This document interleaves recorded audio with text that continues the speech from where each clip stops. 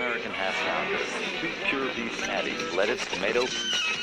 Singles going steady.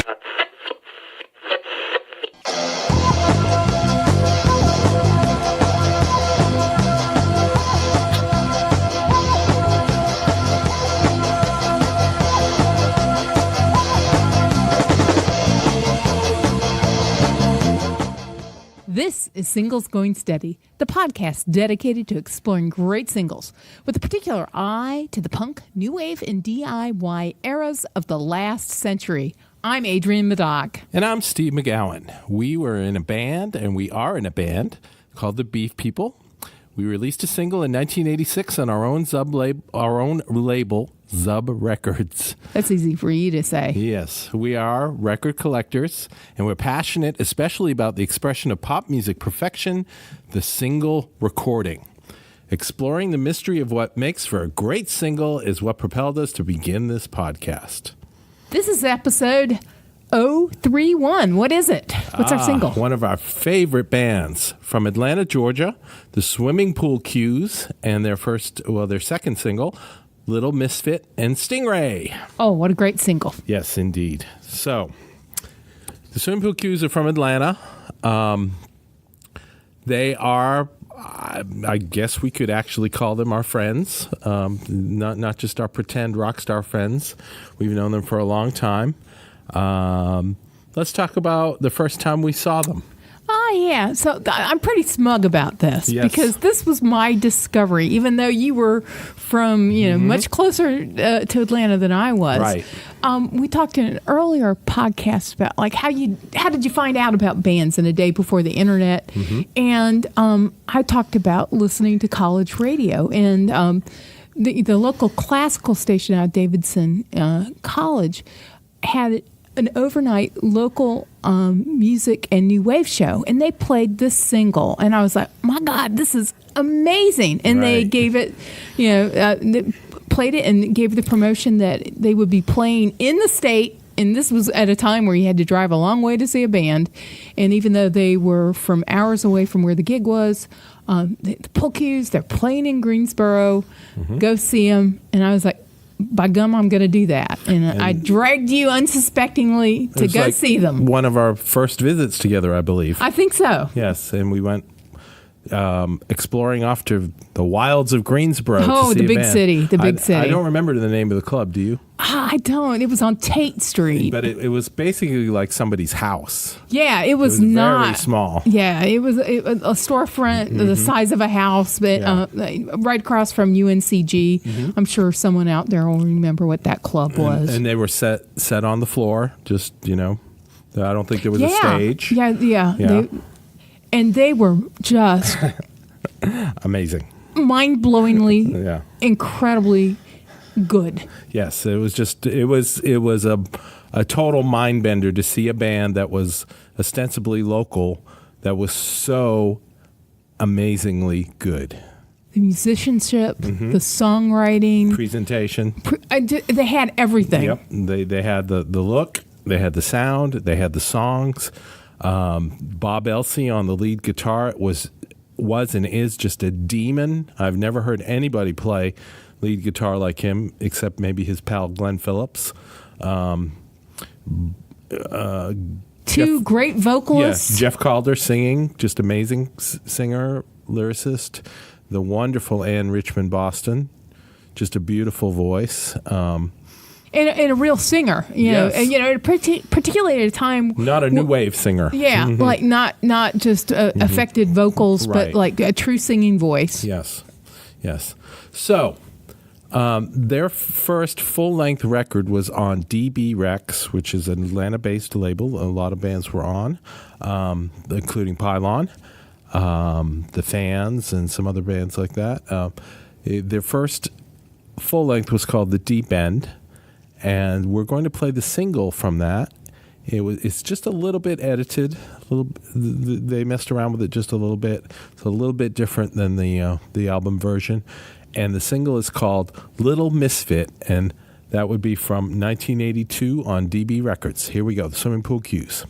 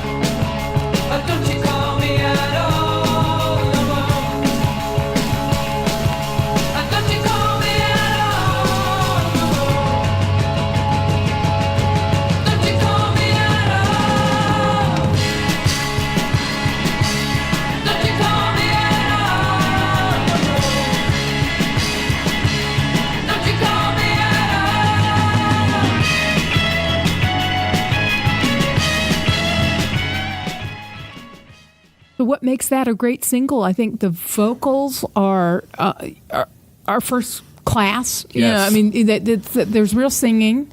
It's lyrically clever. Very clever. And musically intricate. Yes, it's not punk rock. It's not new wave. I think Jeff Calder, his stuff is very informed by the blues and especially by stuff like Captain Beefheart. Right. You know, it's just out there, you know. And although this particular song is not that out there, it's no, it's a pop song, but it's a pop song that sophisticated. has the DNA of all those things behind it and Right. still manages to be a great pop song. Yes, right. They pull it all together, and it's just it's catchy. There's some seriously good guitar playing, and stops and starts, and you know, moves all over the place. It's just a great song. There's no doubt about that. The Qs have been called Southern Gothic rock. Or Flannery O'Connor rock. Well, and I think that's because it's kind of got that short story. Well, it's an easy thing to say, oh, they're from the South. Right. But I think it earns it by having that short story literary Yes. a turn of phrase that's inherent in all the lyrics. Yeah, you can definitely tell that the people in the band have done some reading.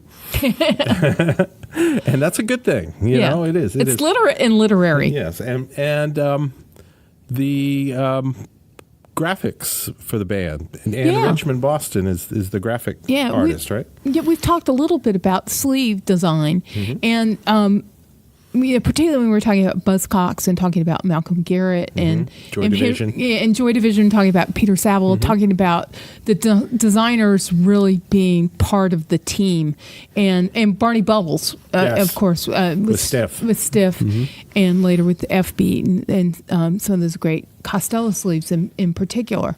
But here you've got not just an honorary member of the band, but a literal member Right. of the band. You know, a great singer. In-house graphics Department. And, you know, we see that we'll talk about Pylon pretty soon. And, you know, same thing where they had the in-house band member who was also a great designer, so that you had, we'll use our art history word here, the Gesamtkunstwerk, where it was a total work of art. Was ist los? Yeah. So that it was, we talked about Can earlier. Yes. This is our, not kraut rock, but kraut art terms, I guess. Krautschlock, maybe. But that idea that the whole presentation, the way it looks, the way it sounds, the way they appear on stage, the literateness, to make up a really illiterate word. The whole package. Yeah, the whole package, right, was part of a whole cloth, an artistic approach. And we have to mention that, you know, we did before, we briefly mentioned, the Qs are really friends of ours. We got to know them at that first gig. We talked to them for a long time. Not too long after that, they played in Greenville at Eric's, and I saw them a couple times there, and they were just amazing, and were the friendliest, nicest people, great to get along with. We just used to go see them everywhere. And I was reminding you, one time we just dropped by Jeff Calder's house. I think we called, this is days before cell phones. In Decatur. And dropped by, and of course we were not permitted in the house, No. but he was kind of like, oh, look at these kids, he's like, hey, I think I've got it. He had an amp that had been outside. Right, in his carport. It was an old not Gibson, covered, really. And he gave it to you because he thought it didn't work. Right. Kind of like use this as a doorstop. It was an old Gibson Falcon amplifier. And when he found out later that you just plugged it in and it worked, I think he was mad angry, as a wet hen. He was not pleased. His magnanimous gesture turned out to be more magnanimous than he was intended. That little amp actually did work. It was funny. So we got to know them pretty well, and then the very early version of the Beef People, before Adrienne was in the band, the ones with all the guys from Furman, we played our very first gig opening for the Swimming Pool Qs at the Ups Club in Greenville, and that was a big deal. Yeah. The Ups Club mentioned in a previous podcast in the With what REM. is it, 009, the REM episode. Right. That's where the great beer stealing took Yes, place. indeed it I was did. not involved. That was pre-Adrienne as well. Yes. or outside of Adrienne. Yes, we had a great gig with them there, and they were just the nicest people. Let us do our thing, and they put on an amazing show. And later on, when Adrienne and I started to book bands with Zub, Good old Zub Productions. they were a regular. They would play every couple of months at least, and their brother band, the Glenn Phillips band. Would play as well, and we had some of the greatest times with the Qs. Always entertaining. And never. I mean, it wasn't hackneyed. I mean, No. they really put on a big show. Yeah. I guess in our Pete Shelley episode, we talked about how he was slagging entertainers. Right. But I think here entertainment is at the forefront of what they Right. do. But they poke holes in it. Right. And it's very, I guess meta is an overused term now. But I mean, they were poking fun of entertainment from within the idiom itself, and being incredibly entertaining in the process. So that leads us, of course, to the B side of the single, the Little Misfit single. Speaking of poking holes Yes, in and entertainment, being incredibly entertaining. The song is called Stingray. I've got a Stingray. It's made out of fiberglass. It refers to a car, I believe. And It's a Corvette. yes. You're and, not a car guy. Yeah, but it was written with Jeff and Glenn Phillips from the Hampton Grease Band, who has his own band. He's a astounding instrumental guitar player, and also kind of an aficionado of the weird sort of Beef Hardy type of riffs. And you can hear a little bit more on this one. So we're going to play the B-side of Little Misfit from 1982 on DB Rex, the Swimming Pool Cues, and Stingray. I laughed at the police in Walterboro. I cut a path through my grandmother's outside Wisteria. I got a stingray made out of fiberglass. I got a stingray made out of fiberglass. You better move it over, 'cause I got a mind to pass. Think it over, 'cause I got a mind. There's a pretty little girl who's looking at me. She damn well better be. Pretty little girl who was looking at me. She damn well better be. I got a stingray made out of fiberglass.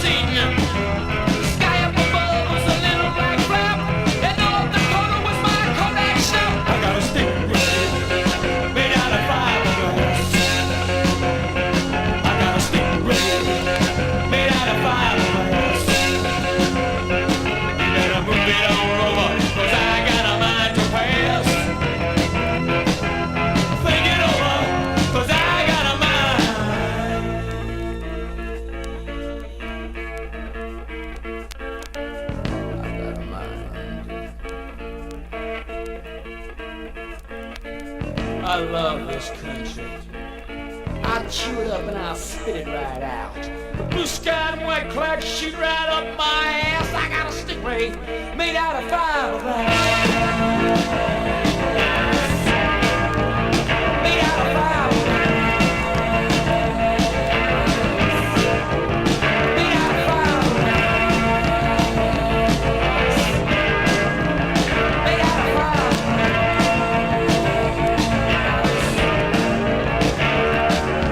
I'm just a case. I set the pace. There ain't nobody gonna take my place. Made out of fiberglass. Made out of fiberglass. There is, you want to talk about the pinnacle of a show. When they bring out Stingray, it just, brings the house down. it brings the house. I mean, it's devastation. It is the atomic bomb of entertainment. It's like James Brown doing "Please, Please, Please." Bring out the cape. I mean, it's just, you will be fully entertained until you cannot be entertained any longer. And the lyrics are just so funny. I mean, despite the the shoot up my butt stuff, I cut a path through my grandma's outside Wisteria. Yeah, there we get the literate and the sort of Southern Gothic references. I laughed at the police in Walterboro. It's perfect. It doesn't get any better. And Jeff Calder really is the most amazing front man of a band. He really can do it and just make you just laugh and laugh and laugh while being immensely entertained. Yeah. And they're musically so satisfying. Oh, so sophisticated. Yes. Yeah. I mean, that is a crazy riff that they're playing all the way through that song. Yeah. Kind of on that rat bait sort of thing. Oh, rat bait. Yeah. That like if anything was left standing after Stingray, it gets demolished by rat bait. They clear the floor with that. So Swimming Pool Cues, they are still playing. They don't play as much as they used to. After the Deep End, they released a few stellar records. They were on a couple of different labels, including a major, right? Yeah. Mm-hmm. They were on. They put A&M, right? Right. They put the record. It's just called the Swimming Pool Cues, and then there was the one with the Ponies. Yeah, the Ponies. That record. Those are both on A&M, and they've been re-released. Beautiful package that we'll have Jeff links put up for you. And they also put out an EP on DB called The Firing Squad for God. Oh, my God. Which is just I was thinking about that record. when I was thinking about Rat Bait. I think we're going to have to do a separate podcast on that one because it is an EP. And a more recent record was put out on Bar None, the Royal Academy of Reality. And it is a stunning record. It's a whole different tact for them. I've tried to listen to it while driving, and it's like a synesthetic experience. Yes. Like I have to pull over, and because it's stunning is absolutely right. Yeah, it's just an amazingly good record, and just it's like beamed in from another universe.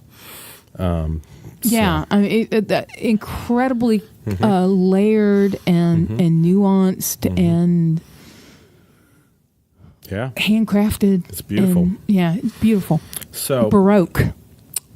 So that's the Swimming Pool Cues. That's their single, Little Misfit. Just one of our favorite bands, and a band that you should definitely check out if you're not familiar with them. Should we go to the recommendations? Yeah, let's do that.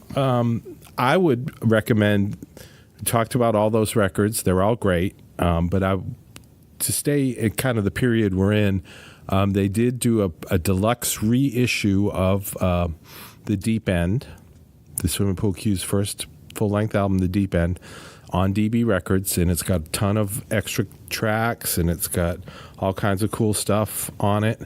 I believe it's still in print. We'll see if we can get a link to it. Yeah, we'll have links for you. If it's not, you need to track it down because it is a must-have. I would definitely recommend that as my go-to. Do you have something? Yeah, I'm going to pick up. Often they referred to, you'd see reviews that referred to the swimming pool cues as Flannery O'Connor rock. Yes. So I'm going to say maybe not Flannery O'Connor. Certainly you can read Wise Blood or one of the big novels, but maybe one of my favorites is Eudora Welty and Why I Live at the P.O. My poetry professor in college was friendly with, he called her Miss Eudora. So we always got the Miss Eudora this and Miss Eudora that. So if you're looking to start on reading some good Southern fiction writing, maybe start with Eudora Welty. Yes, definitely in the style of. Yeah, well, it's all good, right? Right, it's not all right. the same, but it's all good, and just start somewhere. Okay. So that ends our recommendations, and that ends our podcast for today, number 031, Singles Going Steady, discussing the swimming pool cues and their single Little Misfit and Stingray. Fabulous band, good friends. Great band. Jeff Calder, Bob Elsey, and Richmond Boston. Billy Burton and Robert Schmidt's on bass now from the Method Actors. We love them. I hope they keep rocking. And we will talk to you soon. Let us all keep rocking. Indeed. Let us all keep rocking. Talk to you soon. Have a great one. Bye.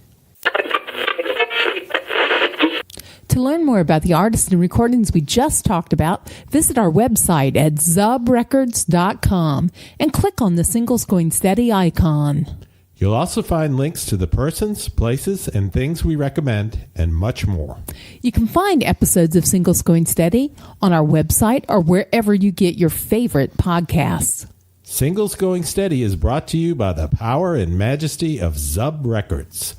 Zub Records. Smart sounds for sharp people. Today